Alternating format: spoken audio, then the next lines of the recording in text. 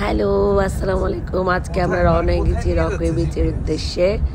আমরা সকাল সকাল রওনা হয়ে গেলাম। জ্যোতি সিটি থেকে পৌঁছাতে রকওয়ে বিচ লাগলো 1.5 ঘন্টা। বিচের পাড়ে পৌঁছায় তো আমার জান ঠান্ডা হয়ে গেছে। চলে আসছি রকওয়ে বিচে। আমি অবশ্যই এর আগে দেখাইছি, আমার চ্যানেলে আছে রকওয়ে বিচটা। বিচের পাড়ে বালির উপর দেখতে চলেছি, সমুদ্রের পাড়ে।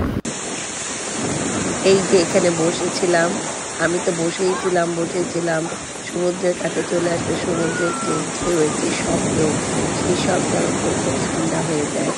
খুবই ভালো লাগে। আমাকে কেউ বিচে গেলে আমাকে কেউ উঠাইতে পারে না।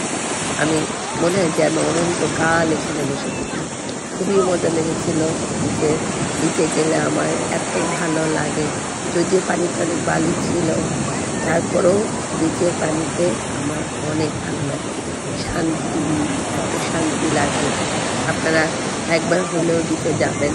বিচে খুবই ভালো লাগে। বিচের পানির মতন মানে পৃথিবীতে সব শব্দের মতন এত শান্তি আর কোনো লাগে না।